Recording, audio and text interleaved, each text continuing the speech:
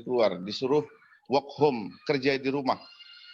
Kadang mungkin sebagian bisalah kerja di rumah, tapi mungkin kalau kerja bangunan gimana kerja di rumah? Dia mau membuat bangunan ada mungkin 10 kilo dari rumahnya, tak mungkin dia aduk semen di rumahnya, siap rumah orang kan tak mungkin.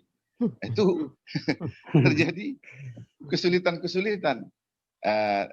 Akhirnya mereka merasa saat itu tidak normal. Menjadi sadar kalau masa COVID ini kita tidak normal. Dan menjadi tahu juga bahwa sebelumnya jauh-jauh hari sudah banyak tidak normal. Belum lagi orang-orang yang melakukan praktek jual beli, mungkin kredit. Pada masa COVID ini mereka tetap ditagih kreditnya, tagihannya.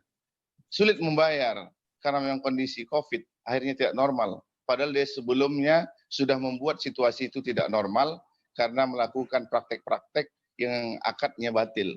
Nah, oleh karena itu, tentu di normal ini kita perlu mengajak seluruh aspek lapisan masyarakat kepada masyarakat kita, rakyat kita, para jemaah kita. Apalagi kita tahu di masa COVID ini, sebagaimana juga disampaikan tadi, masjid itu sebagian, kalau mungkin tadi sampaikan Bupati di Inhu, tidak ada penutupan. Kalau di Pekanbaru ini banyak, Pak Bupati, sehingga kan itu jadi pembicaraan di masyarakat, kok masjid tutup, tapi pasar tidak, bandara tidak. Artinya apa? Ini satu bentuk juga hikmah yang selama ini mereka malas diajak ke masjid, akhirnya punya perhatian ketika masjid ditutup. Itu untuk membangkitkan gairah kesadaran dia terhadap agama. Jadi dibuka oleh Allah pikiran mereka, kenapa masjid ini ditutup? Padahal selama ini dia tak ke masjid. Yang sibuk itu yang tak ke masjid. Ini luar biasa ya. Akhirnya ngotot, mengajak, bahkan dia protes kepada RT RW kenapa masjid ditutup, karena mereka merupakan penyambung lidah ya dari kebijakan-kebijakan pemerintah untuk mengatakan kepada pengurus masjid agar masjid tidak dilakukan dulu pelaksanaan ibadah. Nah, mereka ini ngotot. Nah, ini juga menjadi hikmah yang selama ini tidak peduli dengan masjid, akhirnya keluar niat baiknya untuk ke masjid.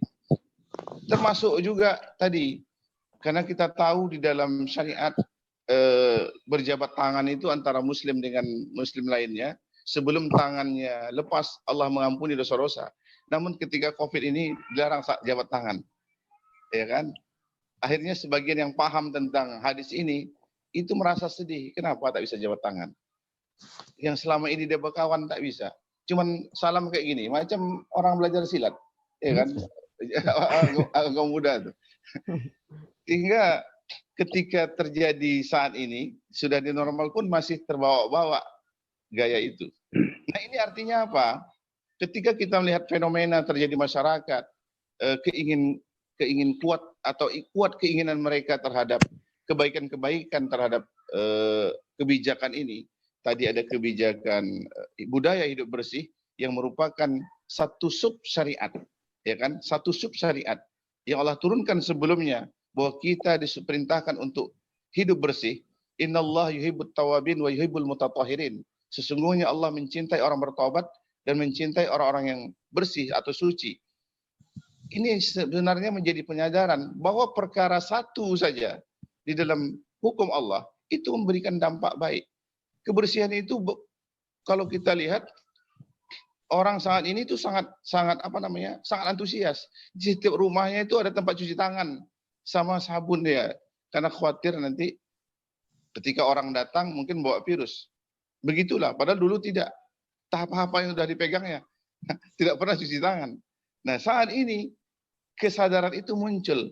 Nah, ini merupakan gambaran kepada kita bahwa syariat itu membawa maslahat. Kebenaran itu membawa kebaikan. Perintah Allah itu adalah dampak baik bagi manusia itu sangat tinggi. Karena oleh karena itu, di new normal yang saat ini sudah diputuskan, maka kita sebagai masyarakat, pemerintah, itu harus mengoptimalkan sampai betul-betul normal. Bagaimana kondisi sekolah itu masyarakat tidak sulit, mencari nafkah tidak sulit, tidak sebagaimana tadi sampai Bupati waktu dia musim COVID dikasih bantuan setelah COVID minta lagi kan gitu. Kenapa? Mungkin ada sisi yang lain membuat mereka akhirnya berharap itu. Ini artinya apa? Begitulah cintanya masyarakat kepada pemerintahnya, sehingga setelah normal pun masih menjumpai pemerintahnya.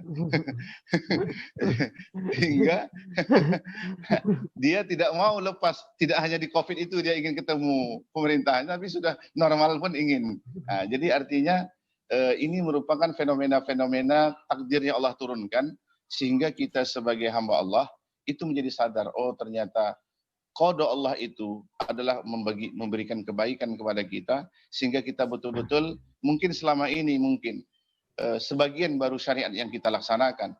Ini Allah ingin menguji kita bagaimana sebagai hamba Allah itu antusias untuk mengamalkan perintah-perintah Allah yang lain yang selama ini belum terlaksanakan. Karena ketika kebaikan itu diamalkan ada dampak positifnya, tentu ketika buruk itu dampak negatif. Dan yang paling penting terakhir ingin saya sampaikan, ada istilah di dalam COVID ini ODP, orang dalam pantauan. Padahal kita sebenarnya dari awal lahir sampai sekarang itu sudah ODP, orang dalam pantauan Allah. Ya kan? Orang dalam pantauan Allah artinya apa?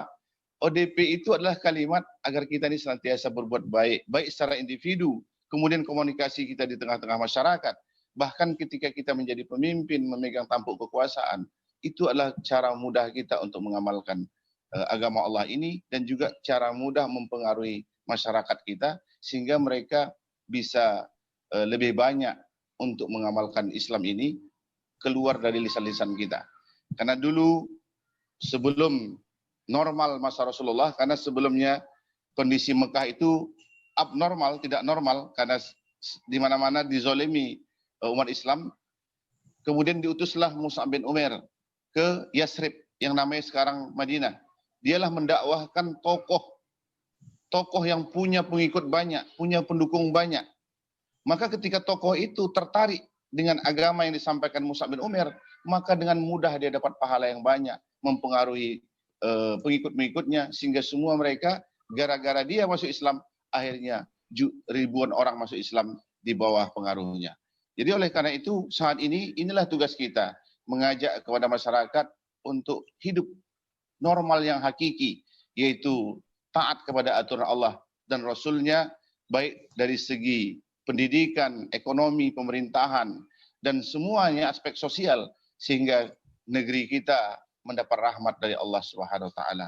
Wallahu a'lam bishawab. Assalamualaikum warahmatullahi wabarakatuh. Waalaikumsalam warahmatullahi wabarakatuh. Terima kasih Ustaz Daeng yang telah memberikan